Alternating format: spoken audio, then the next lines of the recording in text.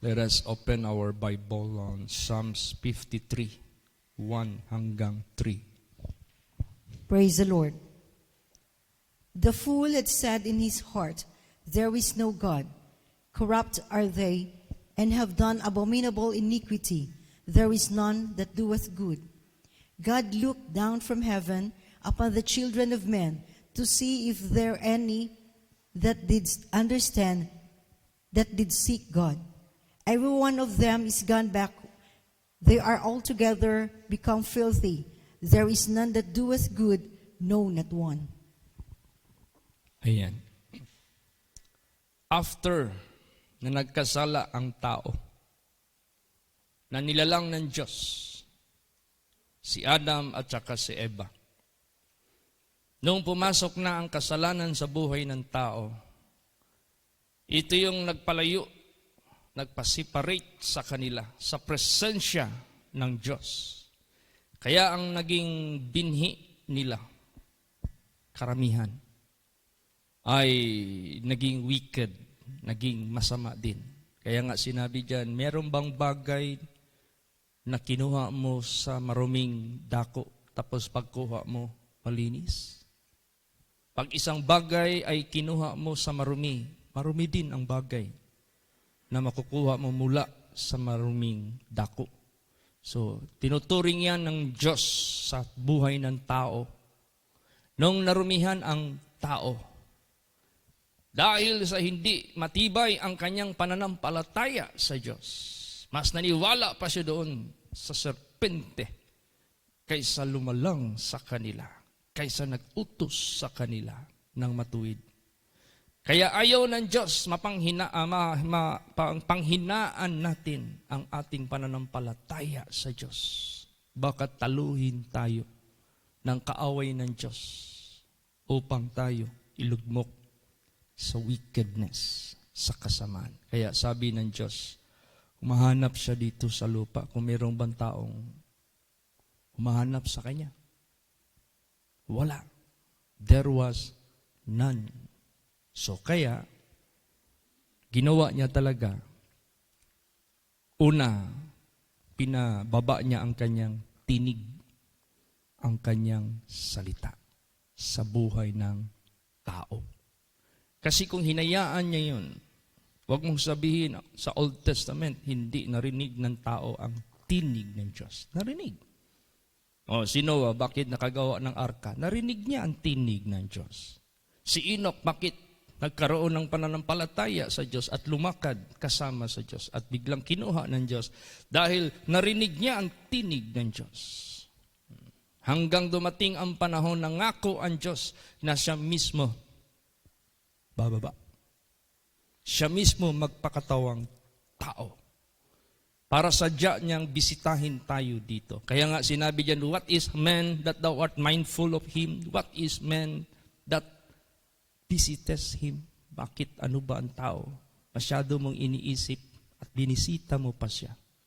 Para lang mahatid sa atin ang awareness.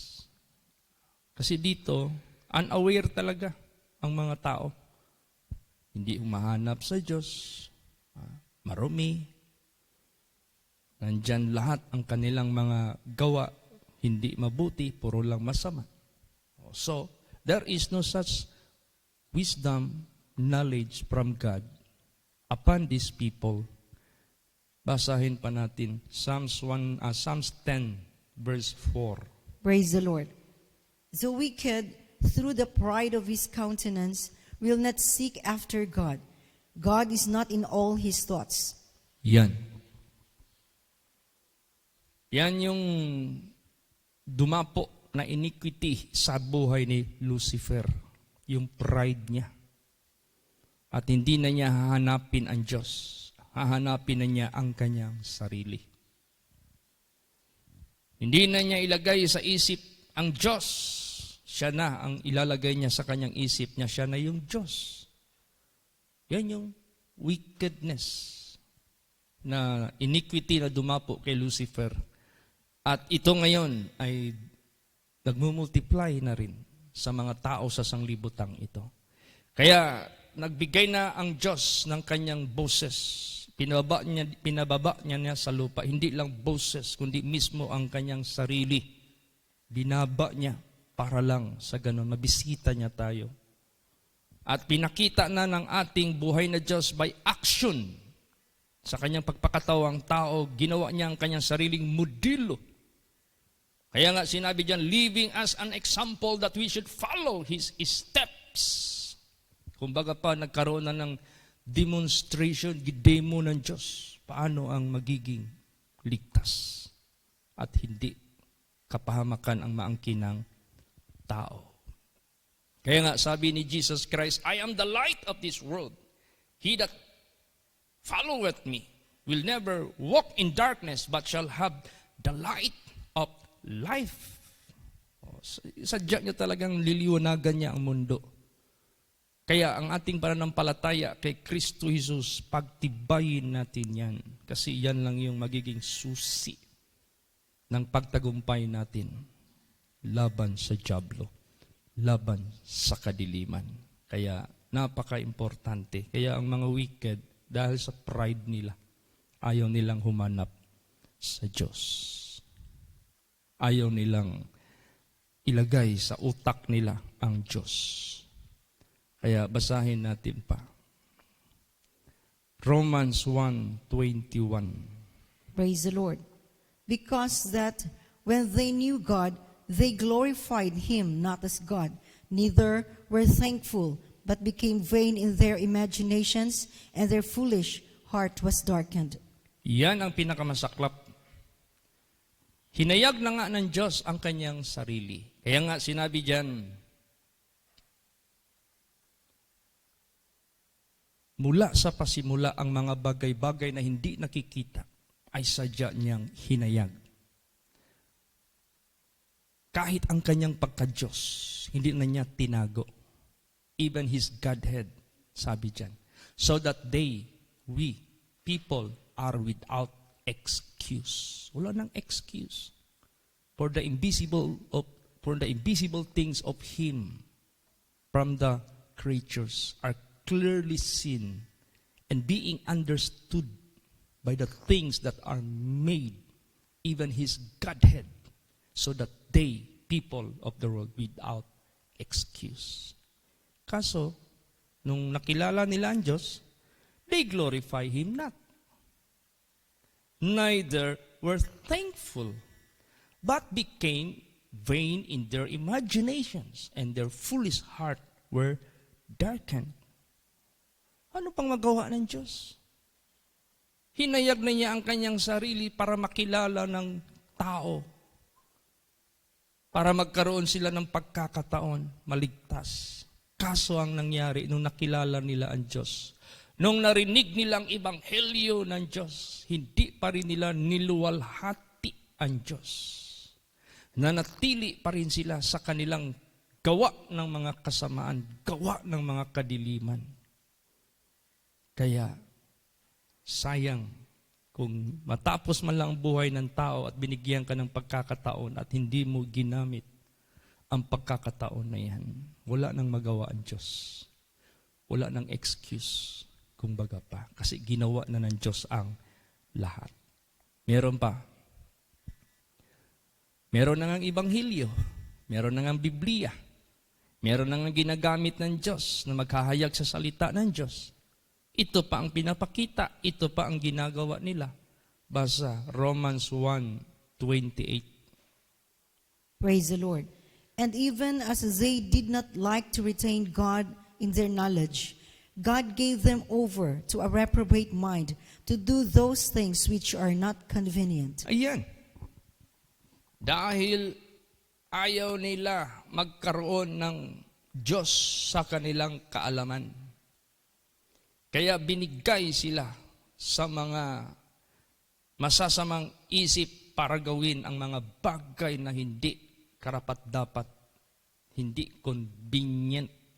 Magpatay ng tao, magpatay ng ng asawa, magpatay ng husband, magpatay ng anak, ng rape, magnakaw, lahat na ng mga kasamaan, nandyan na. Kasi ayaw nila ang Diyos. na magbibigay sana sa kanila ng right way, righteousness, goodness, holiness. Yung tama talaga na gawa. Ayaw man nila ng Diyos. Kaya, sabi ng Diyos, hindi, hinayag ko na yung sarili ko sa inyo. Nag-recommend na ako sa inyo na piliin ninyo ang tama at mabuti. Piliin nyo ang Diyos para mabuhay kayo, hindi kayo mapapahamak. Nandito na ako, hindi nyo pa rin ako pinansin, hindi nyo pa rin ako pinaniwalaan. So, nangahulugan ang pinili nyo si Satanas. So, anong ginawa ng Diyos? Na-release. God gave them a reprobate mind that they will do those inconvenient things. Kaya ngayon, andito ngayon, ang buhay ng tao. Dito mo makikita kaano kasama ang mga tao ngayon. Basa. 1 Kings 14:24. Praise the Lord. And there were also Sodomites in the land, and they did according to all the abominations of the nations which the Lord cast out before the children of Israel. Yan. Nandito na yung spirit of Sodomites. Yung tao sa Sodom and Gomorrah. That once upon a time, God did burn. Sinunog ng Diyos. Bakit? Nung pumunta ang angels doon, para magbigay alam na ganun ang plano ng Diyos. Hindi sila nagtakinig. Gusto pa nilang samantalahin yung mga angels kasi ang gwagwapo nila, ang pupugi nila. Tapos yung mga lalaki, sinusubuan na ng mga babae para lang wag galawin yung mga anghel na yan na nag-anyong lalaki. Gusto nila lalaki. Ang lalaki ayaw na ng babae, lalaki na rin. Ang babae ayaw na rin ng lalaki, babae na rin. That is the Sodomite spirit. Nandito ngayon sa sanglibutang ito. Rumarami ng rumarami. Kaya ngayong kayo ng umaga, nag-open ako ng FB. Uy, may tanong doon. Can gay live as a Christian? Pwede ba yung gay mamuhay na bilang isang Kristiyano? Ibig sabihin yan, i-accept sa community ng Christianity ang mga gays at let them live continuously as gay together with the Christians. Minention nga lang nga dito, whom the Lord cast out. Ang gay, they are included by the love of God. Ang gay, they are included for the salvation of God. But, if you want to be saved, you must repent. You must turn away from your wrongdoings. Katulad lang yan sa mga lasinggo. Katulad din yan sa mga adulterer. Katulad din yan sa mga fornicator. Walang kaibahan yan. Lahat yan, abomination in the eyes of God. Nagkaiba-iba nga lang ng mode of works. Pareho lang yan sila. Pero lahat inibig ng Diyos, lahat pinakamatayan ng Diyos, lahat binigyan ng Diyos ng pagkakataon para mag-repent at mag-turn away sa kanilang mga wickedness. So gay are being loved by the Lord. But you must repent.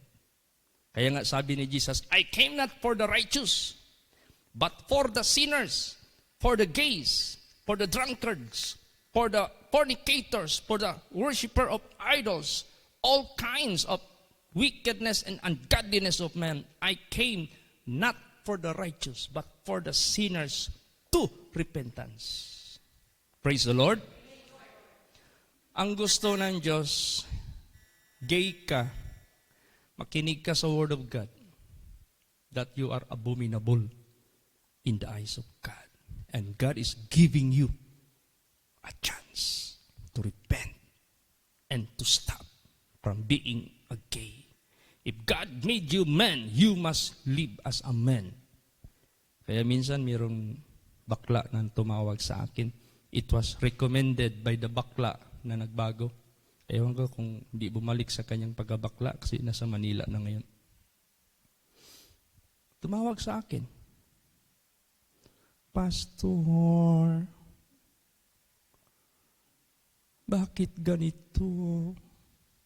Lalaki na naman akong ipinanganak. Hindi ko mapigilan na makagusto talaga ako ng mga gwapo. Para bagang nagtatanong siya, bakit daw?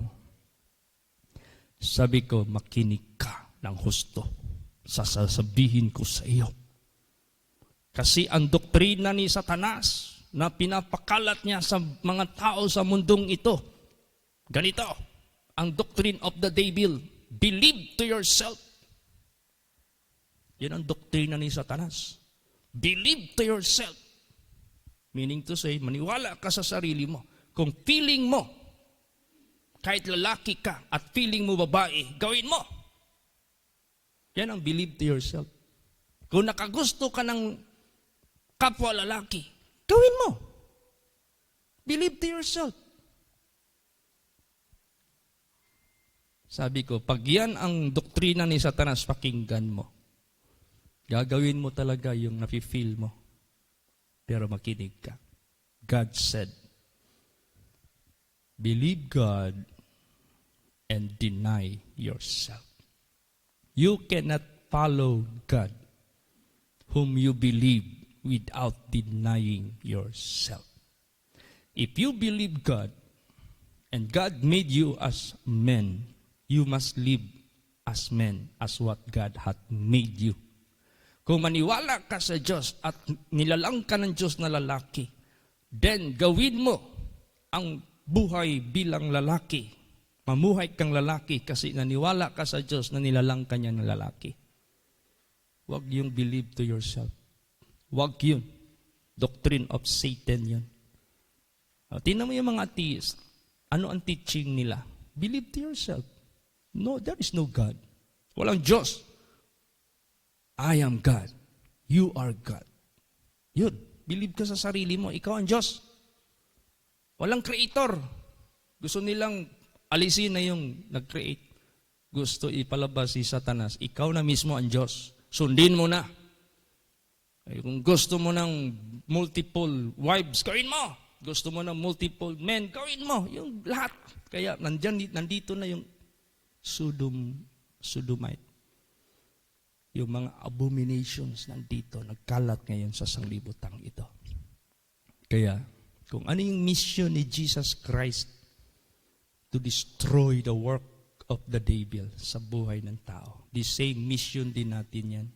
Pero unahin mo yung sarili mo. I-destroy mo yung diablo sa buhay mo. By how? Judging him. I-judge mo na si Satanas. Kailan? Now, you have to judge the prince of this world and let him be cast out through Jesus Christ. Then, tulungan mo yung iba. Sagipin mo yung iba. I-rescue mo yung iba. Ganun ang mission natin. Kung may magtanong sa iyo, can gay live as a Christian? Yes, but he should not remain as gay. He should not or she should not. Vice versa yan, tumboy tsaka bakla. They should not continue living abominable in the eyes of God. They should not continue as a sodomite in the eyes of God. Or else you are provoking God to anger. You cannot drink with the table of God and with the table of, you cannot eat with the table of God and with the table of Satan. You cannot drink with the cup of the Lord and with the cup of the devil. Hindi pwedeng haluin yan. Everybody has opportunity to live as a Christian. But you must repent. You must change. You must turn away from your wicked ways. And God will accept you unto Himself. Praise the Lord. There is no such approval of all abominations. Kaya lahat dito, tingnan mo, yung binasa kanina, And there were also Sodomites in the land, and they did according to all abominations of the nations which the Lord cast out before the children of Israel. Kung yan ay kinas out ng Diyos at ayaw mong maging casting out o maging cast out sa presensya ng Diyos, yung spirit ng sodomy, surrender mo yan at ikaw, lumapit ka sa Diyos, hindi kay ka-cast out ng Diyos. Praise the Lord. God will accept you. Huwag mo lang dalhin yung spirit of sodomy. I-surrender mo yan. I-cast out mo yan. Kaya, bisan kasi ang mga tao, sobra na. Para bagang gusto na lang nila sabihin na, walang Diyos. Hindi nakakakita ang Diyos. Maniwala ka dyan. Basahin natin yan. Jeremiah 23:24. Praise the Lord. Can any hide himself in secret places, that I shall not see him? Saith the Lord. Do not I feel heaven and earth? Saith the Lord. Ayan.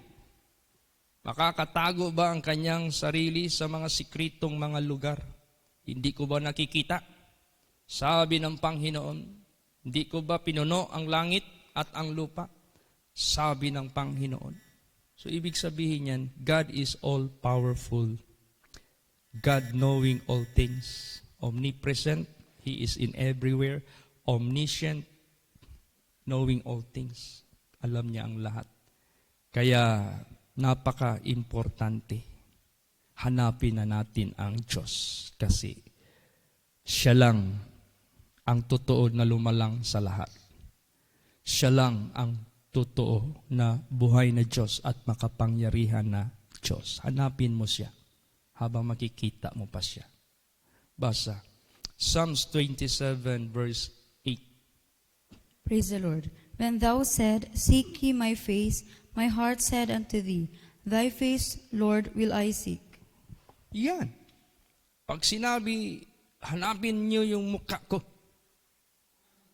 Sabihin mo ang aking puso. Magsasabi sa iyo, ang iyong mukha ang hahanapin ko. Ganon. Hindi kay naghayag na ng Diyos ang kanyang sarili as your Savior. Hindi mo pa siya pinapansin. Hindi mo pa siya pinapakinggan. Hindi mo pa siya pinapaniwalaan. Busy ka doon sa pagpakinig ng kaaway niya. Servant ka pa rin ng kadiliman. Manggagawa ka pa rin ng kasamaan. How long will you stay? Don't you know your life is limited? And when it is being over, where you died, there you will be judged.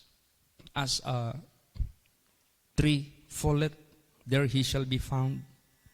Kung namatay siya sa kasalanan, diyan ka na mahatulan. Kung namatay ka, natumba ka sa katuwiran, diyan ka na rin mahatulan. So bago ka matumba, dapat matuwid ka na.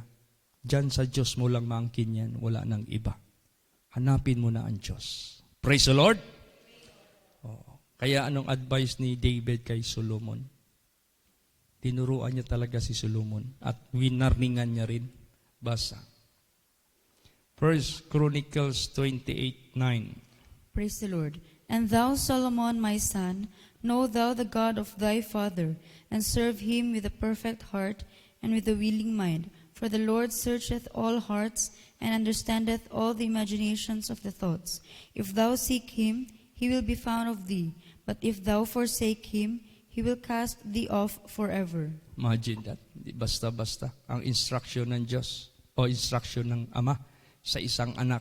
Ama na may karanasan sa Diyos. Ama na may karanasan sa kapangyarihan ng Diyos, sa pagliligtas ng Diyos. Ito kasi si David, he was almost perish.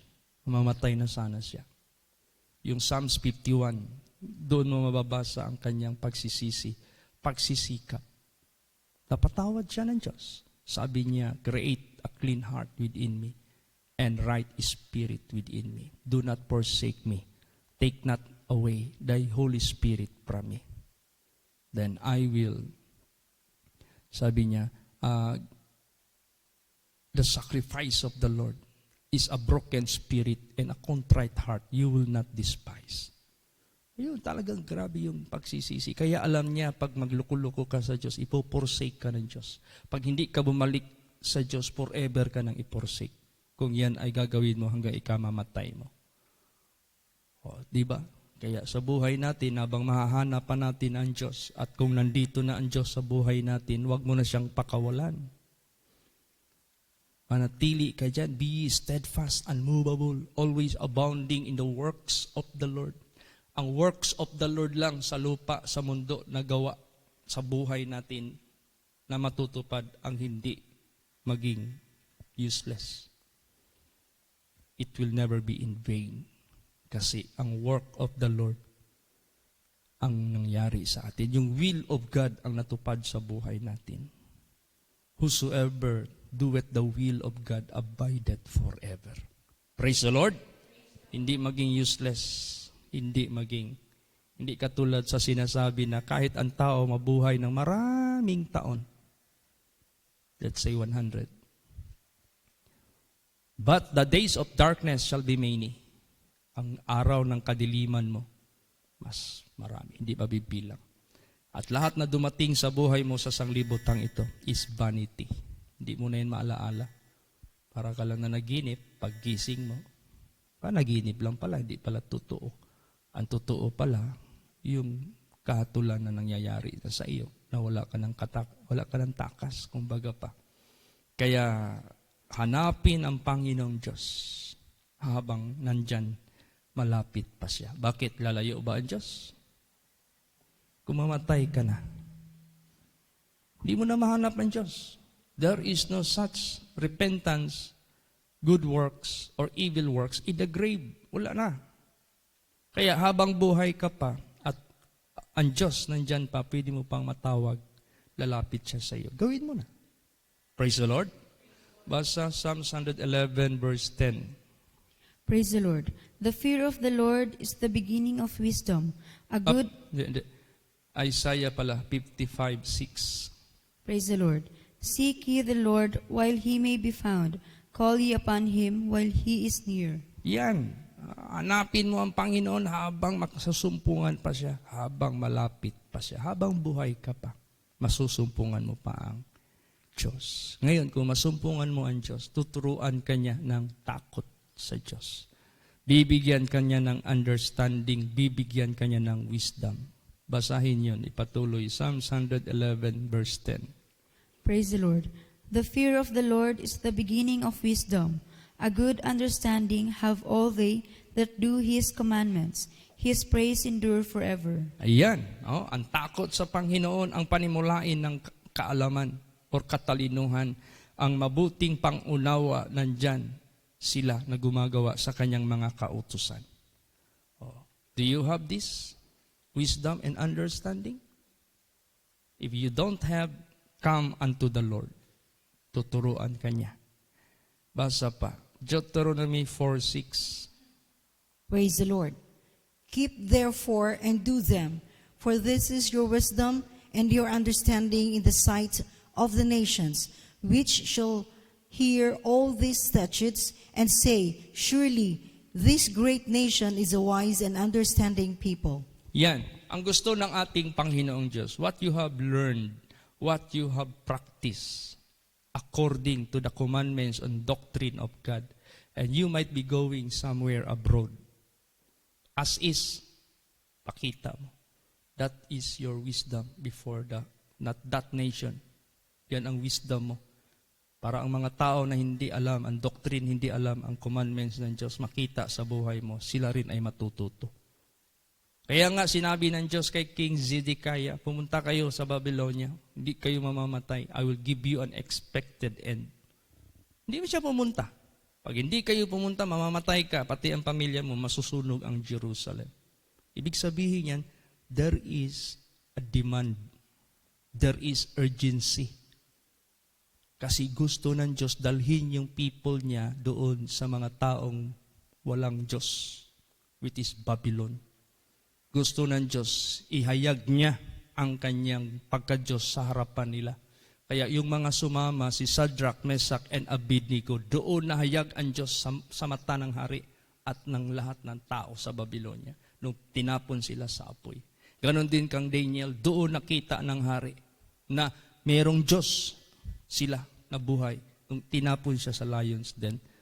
Kaya sa buhay natin, sometimes God will bring us to other countries for that purpose. Praise the Lord. Huwag kang matakot. Kaya nung nandito, yung katakutan family, huwag kayong matakot sa kanila, apelyido lang yan nila. Praise the Lord. Lumapit dito. Nagpaalam. Kasi palarga na sila paalis na sila sa Canada. Ang revelation ni Jesus sa kanila, meron akong purpose. Bakit ko kayo papupuntahan doon? There is reason behind. Anong reason behind?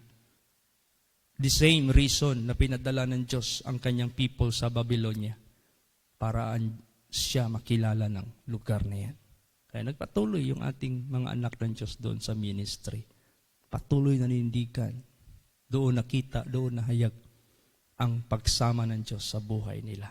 Praise the Lord. Ang liwanag, ang righteousness. Kasi what they have learned, what they have practiced here, they also do the same in other countries. Kaya sabi diyan, keep therefore and do them, for this is your wisdom, your understanding in the sight of the nations, which shall hear all these statutes and say, surely this great nation is a wise and understanding people. Praise the Lord. Kaya, ganun po sa buhay natin. Katulad niya, maraming mga churches nag-i-invite sa atin. Pakita natin ang mga liwanag sa kanila.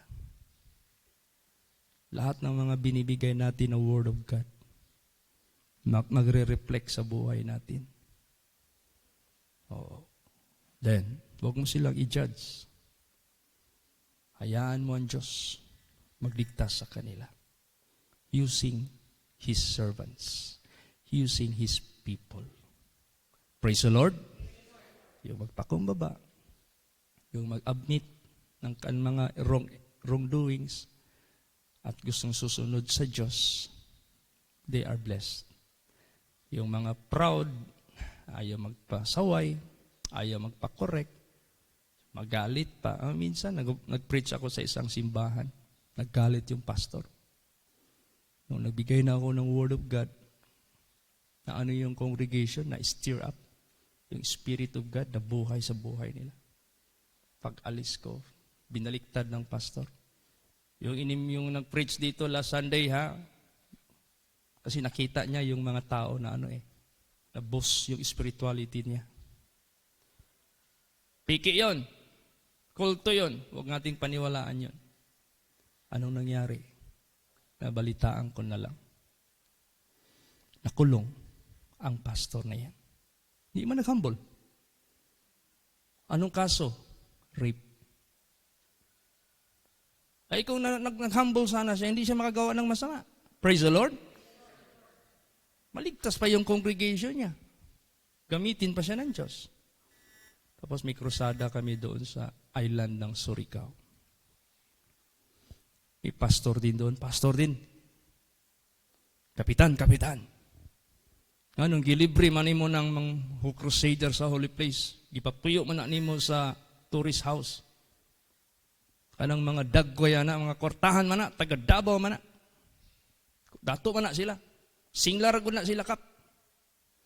Pinadalhan kami doon ng treasurer ng barangay. Pero ang usapan namin, libre. Kasi gusto niya magtulong sa ministry. Sinusulan ng pastor. Pagtapos, naniwala yung kapitan doon. Pinadalhan kami ng treasurer. Isang umaga, dumating ang treasurer, may dala ng logbook. Pastor, pila mo tanan kauban nimo? Parang 14 kami. Pastor, naabaya-bayad ning puyo dere. 3 days na mo, pastor, no? Opo. 14 times inani ang adlaw times 3 days. Ang laki ng bill namin. Alam mo naman noon, hirap tayo. Bakit pa tayo mag-alis doon kung may ibabayad tayo. So ang ginawa namin, sorry po, ang usapan namin ng kapitan libre kasi tulong din siya sa gawain. Kung sisingilin niyo kami, wala kaming maibabayad sa totoo lang. Alis na lang kami dito. Bakit kami? Tinawanan kami ng pastor. Nireport na lang sa akin to afterwards. Doon. Buti na lang may malaking bahay doon. Yun ang nag-welcome sa amin. Praise the Lord. Nag-provided ang Diyos ng aming tirahan. Malaking bahay. So, to God be the glory. Pag alis namin doon after sa crusade, after 8 days, biglang na ganon yung pastor. Biglang namatay. Kaya, wag nating kalabanin ang Diyos na maghahatid ng pagliligtas. Hindi siya nagpadala ng servants niya para i-curse kayo. Ipinadala ng Diyos yung servant niya para iligtas kayo. Praise the Lord. Ganun. Tulad nung nagkalaban sa amin sa Jensan, hindi ko makalimutan yan. Krusada kami. Tapat ng isang chapel, di ko lang sabihin yung pangalan ng chapel.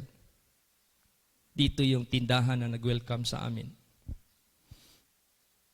Yung aming karaoke, maliit, parang gato kalaki lang. Siya naman, hindi pa ako nagpre-preach, nagpipray pa lang kami. Nagsimula na siya mag-preach. Ganun lang, karsada lang pagitan, tawid. Ang dala niya, trumpa, yung malaking trumpa na diameter. Sinabit niya doon sa chapel. Tapos may microphone siya. Tinamaan kami, insulto, lahat ng mga pananakit sa, yung bang, parang nangyari, parang sabong. Lord Jesus, tulungan mo ako, anong gagawin ko?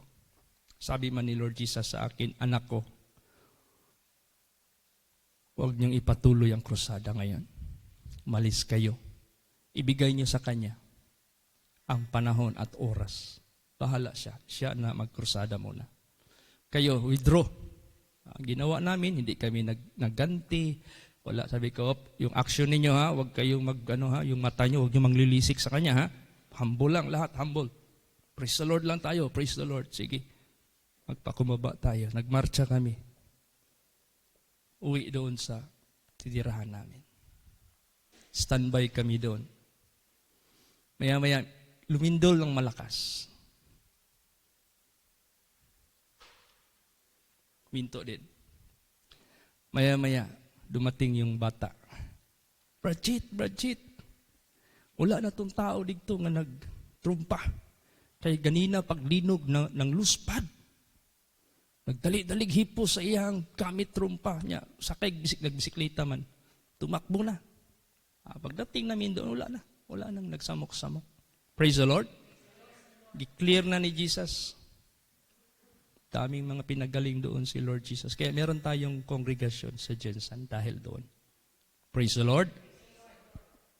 Yung mga drug addict. Ang drug addict doon, siya yung pastora natin ngayon. Ang lasinggo noon na drug addict na babae, siya yung pastora natin ngayon. Si Pastora Inday. Ano yung first name niya? Jocelyn Tan. Kaya, praise the Lord, tingnan mo yan. By the grace of God, by the power of God, kung paano niya niligtas yung mga taong masasama sa kadiliman.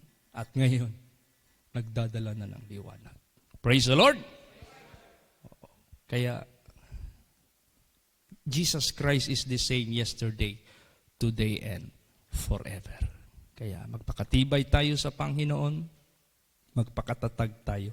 Kasi kawawa ang mga tao, hindi nila alam ang lahat na dapat nilang malalaman. Tayo ngayon na tumanggap sa katotohanan na liwanagan, tayo yung magsubo sa kanila. Huwag natin silang hatulan, huwag natin silang i-discriminate, huwag natin silang i-forsake kung lalapit sa Panginoon. Pero sabihin natin ang totoo, huwag nating itago. Hindi talaga pwede.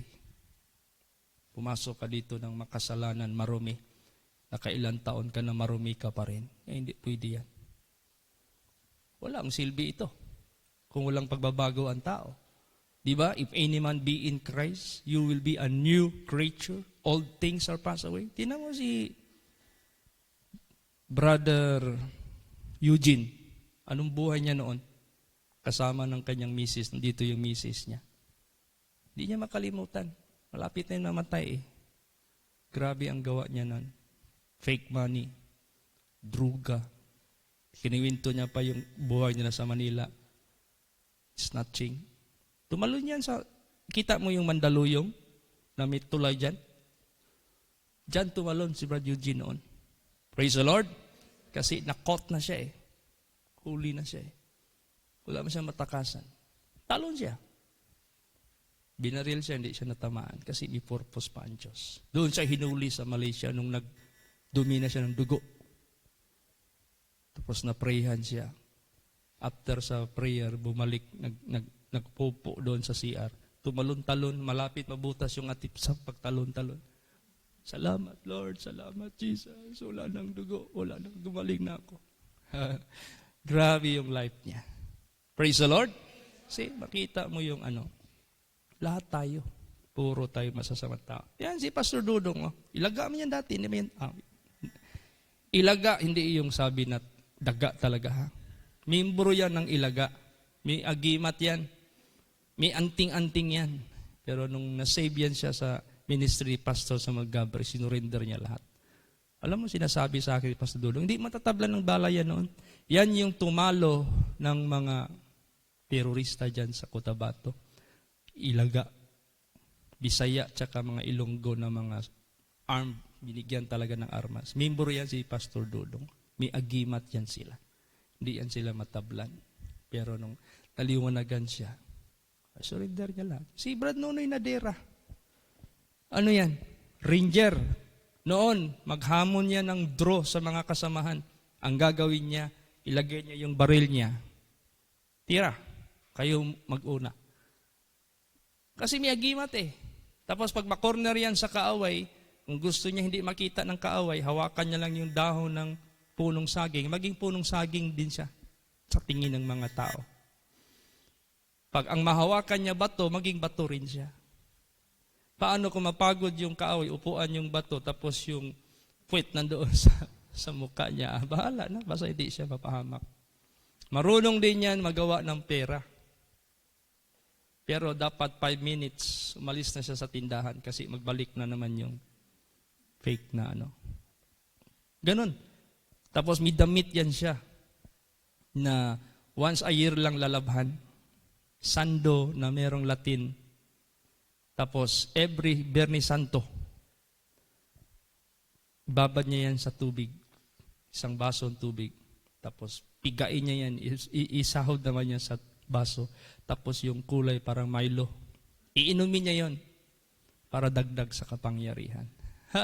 Ganon si Brad Nonoy Nadera. Tingnan mo, sinurinder na. Kami yung nagsunog sa mga agimat niya. Praise the Lord. Kaya hindi pwede na yung gay live as a Christian. Welcome siya. Lahat na makasal, may agimat, lahat. Welcome, pero talikdan nyo lahat ang kasamaan. Kasi sabi ng Diyos, walang makasalanan, walang abomination makapasok sa kanyang karyan. Do not retain your being abomination in the eyes of God. Humble, repent, forsake, live as what God wants you to live. Godliness ang gusto ng Diyos. Praise the Lord!